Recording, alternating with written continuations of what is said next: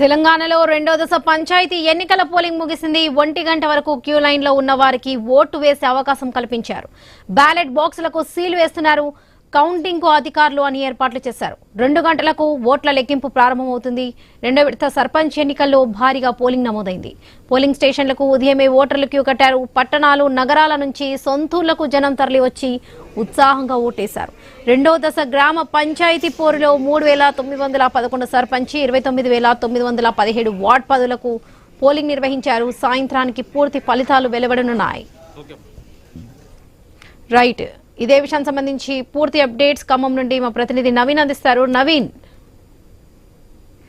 లక్ష్యం మనం చూడొచ్చు. రెండో విడత పంచాయతీ ఎన్నికల పోలింగ్ అయితే ప్రశాంతంగా ముగిస్తుందని చెప్పుకోవచ్చు. 1 గంట వరకు కూడా పూర్తి స్థాయిలో అంటే ఉదయం 7 గంటలకు ప్రారంభమైన పోలింగ్ 1 గంట వరకు కూడా తమ ఓటు హక్కు వినియోగించుకునే విధంగా అందరూ కూడా పూర్తి స్థాయిలో కూడా ఓటర్లు బారులు తీరినట్టు పరిస్థితి కనపడుతుంది. దాదాపుగా కొత్త ఓటర్లు ఈసారి ఎక్కువ కూడా ఆసక్తి చూపెట్టారు. ఎందుకంటే గతంతో పోల్చుకుంటే ఇప్పుడు వచ్చినట్టు కొత్త ఓటర్లు పంచాయతీ ఎన్నికలలో తమ ఓటు వేయడానికి భారీ ఎత్తున కూడా బారులు తీరినట్టు పరిస్థితి కనపడుతుంది. తెలంగాణ రాష్ట్ర వ్యాప్తంగా కూడా మనం చూసుకోవచ్చు. ఉదయం నుంచి ప్రారంభమైనటువంటి పోలింగ్ విషయం చూస్తే రాష్ట్రంలో కొన్ని చోట్ల చెదురుమదురు ఘటనలు తప్ప పెద్దగా ఘర్షణ వాతావరణం ఎక్కడ చోటు చేసుకోలేదు. ఎందుకంటే అభ్యర్థులు నిలబడ్డ అక్కడ ఖచ్చితంగా చిన్న చిన్న గొడవలు ఉంటాయి. అలాంటి గొడవలు తప్ప భారీగా ఎక్కడ కూడా ఎలాంటి విధ్వంసాలకైతే ఎక్కడ కూడా పోని పరిస్థితి కనపడుతుంది. రాష్ట్ర వ్యాప్తంగా మనం చూడొచ్చు. తెలంగాణ రాష్ట్ర వ్యాప్తంగా ప్రారంభమైనటువంటి ఉదయం పూట రెండో విడత ప్రారంభమైన పోలింగ్ దాదాపుగా 1 గంటకు ముగిసింది. అయితే 1 గంట లోపు ఎవరైతే పోలింగ్ కేంద్రాలకు లోనకు వస్తారో వాళ్ళు తమ ఓటకు వినియోగించుకునే విధంగా కూడా అన్ని ఏర్పాట్లు చేశామని చెప్పేసి కూడా అధికారులు చెప్తున్నారు. అధికారులు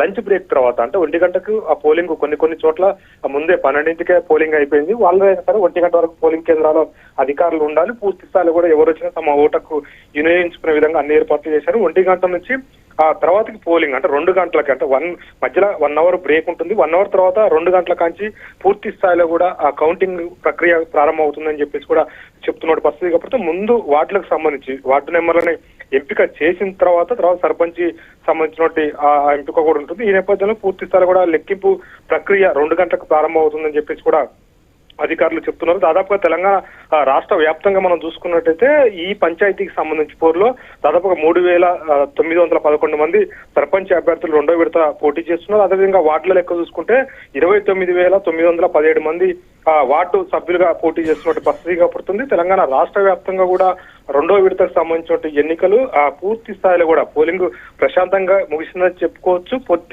ఉదయం నుంచి కూడా ఎందుకంటే నిన్న ఉదయం నుంచి పూర్తిగా పోలింగ్ సిబ్బంది పోలింగ్ కేంద్రాలకు వెళ్లారు. ఈ రోజు ఉదయం 7 గంటలకే వాళ్ళు ఓటు హక్కు వినియోగించుకునే విధంగా పోలింగ్ కేంద్రాల దగ్గర అన్ని ఏర్పాట్లు చేశారు. అయితే తెలంగాణ రాష్ట్ర వ్యాప్తంగా మనం చూసుకుంటే చలి తీవ్రత పెరిగినప్పుడు కూడా మధ్యాహ్నం 1 గంట వరకే పోలింగ్ ఉంటుంది. కాబట్టి ఉదయం పూటనే అంటే 7 గంటల లోపే పోలింగ్ కేంద్రాలకి కూడా వస్తున్నట్టు పరిస్థితి కనపడుతుంది. ఎవరు ముందుంటే వాళ్ళు తమ ఓటు హక్కు వినియోగించుకునే విధంగా ఉంటుంది. కాబట్టి 7 గంటల లోపే వచ్చి 7 గంటల నుంచి పోలింగ్ కాబట్టి ఉదయం నుంచి కూడా బారులు తీరినట్టు పరిస్థితి మనం చూడొచ్చు. అంటే గతంలో ఫస్ట్ విడత జరిగినటువంటి ఎన్నికలు కొద్దిగా ఏజెన్సీ ప్రాంతాల్లో అంటే రాష్ట్రంలో ఉన్నటువంటి ఏజెన్సీ ప్రాంతాల్లో జరిగింది. కానీ ఇప్పుడు మాత్రం కొంచెం మైదాన ప్రాంతం టౌన్లకు దగ్గర ఉన్నటువంటి మండలాలు జరిగిన నేపథ్యంలో అందరూ కూడా తమ ఓటు హక్కు వినియోగించుకున్నది. ఆదివారం రావడం పూర్తిగా అన్ని సెలవులు ఉండడంతో కూడా తమ ఓటు హక్కును వినియోగించుకుంటానికి ఉదయం నుంచి కూడా బారులు తీరారు. కొత్త ఓటర్లు ఎక్కువ కూడా ఈసారి ఓటు హక్కు వినియోగించుకున్నట్టుగా తెలుస్తుంది. పోలింగ్ శాతం కూడా ఈసారి ఎక్కువ పెరిగే అవకాశం ఉంటుందని చెప్పేసి కూడా అధికారులు ఒక అంచనాకు అయితే వచ్చారు. 1 గంటకు దాకా అంటే ఇప్పుడు 1 లోపు పోలింగ్ ఇంకా జరుగుతుంది కాబట్టి 1 లోపు ఎవరైతే పోలింగ్ కేంద్రాలకు వచ్చారో వాళ్ళ ఓటు హక్కు వినియోగించుకుంటారు. కాబట్టి అన్ని అయిపోయిన తర్వాత రాష్ట్ర వ్యాప్తంగా పోలింగ్ శాతం ఎంత రెండో విడతకు సంబంధించిన పోలింగ్ శాతం ఎంత అనేది కూడా అధికారులు అధికారికంగా వెల్లడించే అవకాశం ఉన్న నేపథ్యంలో పూర్తి స్థాయిలో కూడా ఇప్పుడు కౌంటింగ్ ప్రక్రియ కూడా మరి దాదాపుగా మనకు ఒక గంటలో ప్రక్రియ ప్రారంభంగా ఉంది. ఈ నేపథ్యంలో పూర్తి స్థాయిలో కూడా అన్ని ఏర్పాట్లు చేశారు. ఎలాంటి ఇబ్బందులు